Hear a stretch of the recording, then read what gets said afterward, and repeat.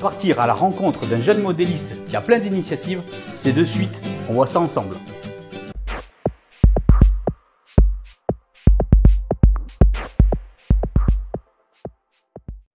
Bonjour et bienvenue dans LF Modélisme, votre chaîne qui vous parle de modélisme. Aujourd'hui, on se voit ensemble, nous allons partir à la rencontre donc de Thomas, un jeune modéliste de 20 ans qui a plein d'initiatives, plein d'idées en tant que nouveau et jeune modéliste, la nouvelle graine comme on peut dire actuellement. Ça fait plaisir parce que justement ce sont des personnes qui ont du potentiel, elles sont jeunes, elles sont dans le monde du modélisme ferroviaire, elles sont intéressées justement par ce domaine-là et le montrent à leur niveau avec leurs propres moyens.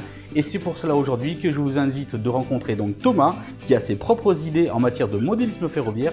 Et justement, je vous invite à le découvrir à travers cette interview reportage le concernant. Mais si ce n'est pas encore fait, je vous invite à vous abonner à ma chaîne si vous êtes nouveau. Et sinon, bienvenue à tout le monde. C'est la fête du modélisme sur LF Modélisme. Merci à tous pour me suivre et d'être toujours plus nombreux. Allez, sinon maintenant on part à la rencontre donc de Thomas. Mais dis-moi Thomas, peux-tu te présenter et surtout comment en es-tu arrivé au modélisme ferroviaire? Salut Loïc, bonjour à tous. Tout d'abord, je tenais à te remercier de m'avoir accepté sur ta chaîne YouTube et de m'accorder cette interview. Je vais me présenter brièvement, je m'appelle Thomas, j'ai 20 ans et je suis passionné par le modélisme ferroviaire depuis mon plus jeune âge. Ma passion pour le modélisme ferroviaire, je dirais qu'elle est venue de deux manières. La première est certainement due au fait que j'habite près d'une petite gare qui s'appelle Saint-Aulaire et qui est située sur une petite ligne secondaire reliant Brive à Limoges. Cette ligne est spécialement dédiée au service TER. Étant plus jeune, j'ai pu également la fréquenter un grand nombre de fois et j'ai pu voir également de nombreux passages de train. Et depuis ce jour, je pense que c'est grâce à ça que ma passion pour le train est arrivée. La deuxième manière, je dirais que c'est grâce à mon père, tout simplement parce que lorsqu'il était petit, inconsciemment, il a reçu son premier coffret de train électrique. C'était le coffret Le Capitole de chez Jouef, qui comprenait donc 2 voitures voyageurs plus la locomotive. Malheureusement, celle-ci a été perdue et lorsqu'il m'a transmis ces voitures plus ces wagons de marchandises qu'il possédait, j'étais dépourvu de locomotive, ce qui était très frustrant puisque je ne pouvais pas tracter tout cet ensemble. Il a donc fallu que je trouve rapidement une locomotive et la locomotive en question, c'est celle que vous pouvez voir. C'est une BB 22000 de chez Rocco en livrée béton. J'affectionne particulièrement ce modèle tout simplement car son design me plaît énormément. Cette livrée me plaît également et j'aime beaucoup son détaillage qui est exceptionnel. Bien sûr, c'est un matériel auquel je prends soin puisque c'est un matériel qui coûte relativement cher. De fil en aiguille, je me suis procuré d'autres matériels, tout simplement en allant dans les brocantes, en allant dans les vides-greniers, en me rendant aussi sur des sites d'enchères et des ventes de matériel d'occasion. Bien sûr, toute ma collection n'est pas ici, puisqu'elle ne rentrait pas dans le cadre. À présent que l'on te connaît un peu plus maintenant Thomas, peux-tu nous dire quelle échelle en matière de modélisme ferroviaire tu pratiques? Et également si tu as ton propre réseau de trains de modélisme ferroviaire. Pour ma part, je pratique l'échelle HO, donc 1/87e. C'est une échelle que je n'ai pas choisie spécialement, tout simplement parce que lorsque mon père m'a transmis ces modèles, ils étaient déjà à l'échelle 1/87e et à cette époque-là, je ne me doutais absolument pas que d'autres échelles pouvaient potentiellement exister, telles que le N, le TT ou encore le Z. Donc j'ai perduré en achetant des modèles au 1/87e et finalement c'est une échelle que j'apprécie énormément. Tout simplement parce que je trouve que les modèles sont très détaillés, sont bien réussis. Tout dépend des marques bien évidemment. Et c'est une échelle répandue, je pense, plus que les autres. On peut trouver beaucoup plus de modèles et surtout le détaillage est vraiment exceptionnel, je le répète. Je ne critique pas bien sûr les autres personnes qui pratiquent différentes échelles. Par exemple, l'échelle N a un avantage, c'est notamment la place, puisqu'on peut faire un grand réseau sans se soucier vraiment de la place qu'on peut avoir, contrairement au HO qui peut prendre des proportions énormes. En ce qui concerne mon réseau, je débute également. Je viens de finir de le construire. Je viens de construire 3 modules en contreplaqué de 10 mm. Ces modules mesurent 1 m par 60. J'ai respecté au maximum les normes dédiées au modélisme ferroviaire de façon à ce que, si l'occasion se présente, je puisse faire des expositions. Ces modules vont être formés d'un L, tout simplement puisque je vais représenter dessus la gare de Saint-Aulaire, vu qu'elle me tient à cœur. En ce qui est de sa réalisation, je vais la reproduire à l'identique pour la gare, les quais et les abris de quai. Mais par contre, ce qui est des alentours de la gare, je vais le reproduire de façon à ce que ça soit très ressemblant, mais ça ne sera pas 100% identique. Et toi Thomas, ton avis? Tu es analogique? Digital? Allez, donne-nous les raisons de ton choix s'il te plaît. Oui, la question revient souvent. Donc, tout mon matériel est en analogique personnellement. Je ne souhaite pas passer au digital tout simplement parce que je ne suis pas très bon en électronique. Je trouve ça compliqué. Et de plus, les modèles sont quand même relativement chers. J'ai 20 ans, je n'ai pas de revenu fixe. Je ne peux pas me permettre de m'acheter des modèles entre 200 et allant jusqu'à 700 €. Tout simplement. Même si à ce prix-là, les modèles sont parfaits, quasiment. Il n'y a rien à dire et je les envie beaucoup.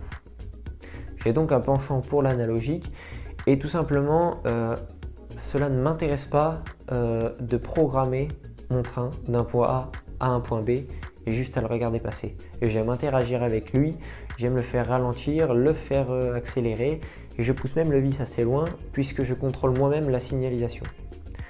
Tout simplement à l'aide de boutons poussoirs, je fais varier la couleur des LED. Et ainsi, je peux faire ralentir mon train, l'arrêter. Et comme je réalise moi-même mes bruitages, je peux faire ce que je veux. Je peux faire arrêter mon train à tel endroit, tout en réglant justement mes effets sonores. Et je fais beaucoup d'économies puisque je n'ai pas besoin d'acheter de décodeur. Donc voilà, j'aime beaucoup interagir avec le train.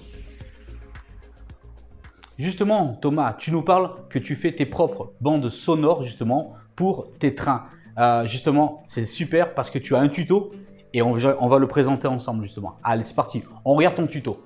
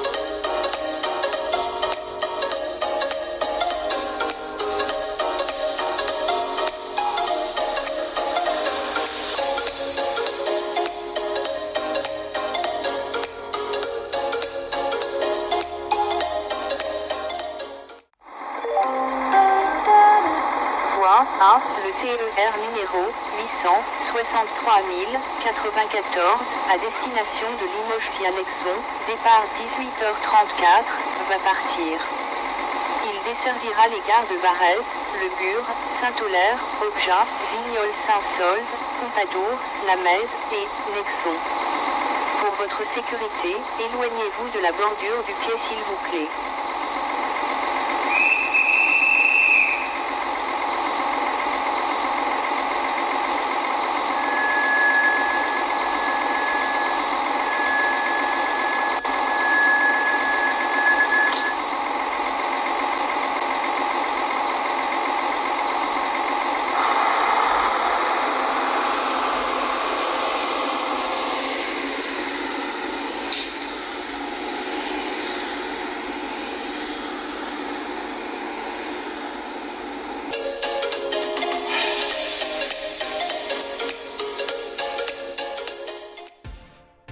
Thomas, peux-tu nous dire exactement si tu as des projets à court terme en matière de modélisme ferroviaire ou autre, et également à long terme pour les mêmes sujets justement? Peux-tu nous en parler? Dans mes projets à court terme, c'est très simple. À l'aide des conseils scrupuleux d'un ami que je remercie, j'ai pu réaliser cet autorail 2200 que vous pouvez voir en livrée Limousin. Tout simplement, cet autorail, lorsqu'il est arrivé chez moi, il avait la livrée centre, qui n'est pas ma livrée de prédilection. J'ai souhaité le refaire de A à Z, puisque j'en ai eu la possibilité, tout simplement parce que l'acheter dans un commerce ou sur internet était hors de prix pour moi. Et sur des sites d'enchères, cette livrée-là est très demandée, donc les prix flambent. De plus, vous pouvez voir cette Z2 de chez Jouef qui va également subir de nombreuses transformations. Je vais la moderniser et je souhaite également lui donner une nouvelle livrée qui va être la livrée Aquitaine, tout simplement parce que c'est ma région actuellement. Étant donné que j'ai un budget limité, je préfère contourner ce problème. Au lieu d'acheter du matériel neuf sur internet ou en magasin, je préfère en acheter de occasion, proche du neuf quand même, tout simplement pas forcément dans la livrée que je souhaite, et comme j'ai la possibilité, je peux le refaire moi-même de A à Z tout en restant proche bien évidemment de la réalité. C'est bien sûr le critère le plus important. Je réalise également, comme j'ai dit auparavant, mes bandes son. Et je réalise aussi mes décors, comme vous pouvez voir, c'est à la marchandise qui est réalisé en polystyrène, en papier canson et en papier cartonné. Le polystyrène a été découpé, j'ai pu le retravailler, un petit coup de peinture et puis voilà le résultat. Personnellement, je trouve qu'il est assez correct, même si il n'est pas forcément à l'échelle. Cela me convient tout à fait. Et ça me fait faire beaucoup d'économies malgré tout, comme par exemple ces deux petites ailes de gare que vous pouvez voir qui ont été réalisées. Donc ça a été ma première réalisation, donc je suis conscient qu'elles ne sont pas parfaites. Je sais qu'elles existent dans le commerce, mais encore une fois, par souci d'économie, il était plus correct que je les réalise moi-même. J'ai également réalisé cet accueil à l'aide de papier canson, de polystyrène et de papier transparent, si je ne me rappelle plus exactement de la référence. Voilà, j'ai découpé, j'ai retravaillé et voilà le résultat. Également, j'ai réalisé ces panneaux de signalisation ou d'information plutôt qui sont présents sur les quais de gare, tout simplement avec des cure-dents, du polystyrène et bien sûr l'écran a été imprimé. Donc je répète, tout cela me permet de faire beaucoup d'économies. Dans mes projets à long terme, tout simplement me battre pour réouvrir la ligne Brive-Limoges. Je m'explique brièvement. À l'époque, Saint-Aulaire était une gare, c'était un carrefour ferroviaire. Une voie unique arrivait puis se séparait en deux. D'un côté la ligne Brive-Hautefort et de l'autre côté la ligne Brive-Limoges. Tout simplement, la ligne Brive-Hautefort a été fermée aux voyageurs en 1940. Le fret y a été consacré jusque dans les années 80, 86 précisément, et en 1988, la ligne a été entièrement démolie, donc impossible à reconstruire. Il restait juste la ligne Brive-Limoges, qui malheureusement, après un affaissement de la voie le 27 février 2018, la ligne est fermée et justement subit les affres du temps et est recouverte par la végétation. Beaucoup de riverains la regrettent et souhaitent revoir la ligne ouverte afin que les trains y recirculent, car bien sûr le train leur est cher. Bien évidemment, vous savez pourquoi je souhaite réaliser maintenant la gare de Saint-Aulaire sur mon réseau, tout simplement pour rendre un hommage ou faire perdurer cette ligne en miniature bien évidemment. Donc je ferai un suivi de cette construction, je ferai des photos de la réalité et des photos de mon réseau pour comparer. Allez Thomas, tu nous as proposé un second tuto aujourd'hui, c'est super, on va le voir ensemble. Le changement donc d'une livrée avec le tuto de Thomas, c'est de suite.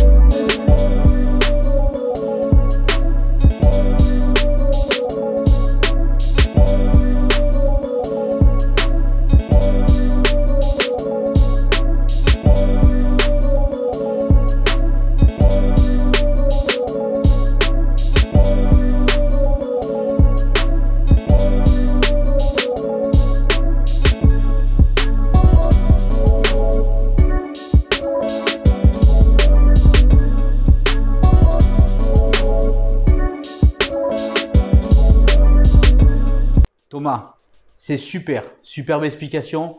J'ai adoré vraiment tout ce que tu dis et franchement, je pense que ça a dû sensibiliser pas mal de personnes. Je pense qu'on va pouvoir en rediscuter ensemble. Mais dis-moi, là à présent, c'est la minute à toi, te concernant. Tu peux dire tout ce que tu en veux. Tu peux parler de ton coup de cœur, de tout ce que tu aimes dans le modélisme ferroviaire ou autre. Allez, c'est ta minute, tu en parles.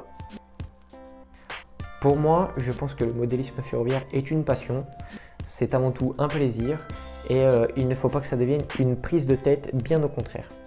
Je pense aussi que pour ceux comme moi qui ont la possibilité de réaliser leur modèle, et c'est à la portée de tout le monde, c'est déjà un avantage économique, mais c'est surtout une satisfaction de pouvoir créer ses propres modèles. Moi personnellement, j'aime bien sortir quelque chose de moi, de mes propres mains, tout simplement. Et même si c'est pas parfait, il faut persévérer, il ne faut pas s'arrêter aux critiques, parce qu'il y en aura toujours. Il faut que ça vous plaise à vous, c'est l'essentiel. J'entends beaucoup parler justement de miséramodélisme. C'est un terme que je ne cautionne pas du tout, puisque chacun est libre dans cette passion de faire comme il le sent, surtout le faire comme il peut, avec ses moyens, ses connaissances et son savoir-faire. Et chaque réseau est unique et il n'y en a pas un plus beau que l'autre, il n'y a pas une réalisation plus belle que l'autre. Et retenez bien, nous sommes tous modélistes, nous devons tous nous conseiller et tous nous aider. Merci Thomas d'avoir consacré du temps à LF Modélisme pour un sujet te concernant. Tu es le bienvenu à nouveau donc pour nous parler donc de ton projet, donc de ton réseau et l'avancement. Il n'y a aucun souci, on te suivra également dans ta démarche justement concernant donc la réouverture donc de cette ligne qui te tient très à cœur, je vois ça. D'ailleurs vous tous, n'hésitez pas à commenter, n'hésitez pas à contacter Thomas si vous voulez savoir plus sur ce sujet-là. Je pense qu'il se fera un ravi de vous répondre. En tout cas, moi, j'ai été très honoré de te recevoir sur ma chaîne. Je suis vraiment très heureux d'avoir fait ce reportage donc te concernant. Je te souhaite donc le meilleur dans la continuation de tous tes projets. Je vous dis à bientôt et surtout, ne quittez pas de suite la vidéo car Thomas nous a réservé une autre surprise. En bonus, après la fin de cette vidéo, quelques petites vidéos de roulage de train réel, donc de voitures voyageurs et de fret aux alentours de chez lui. Allez, je vous dis moi à bientôt et prenez plaisir. Salut les gars!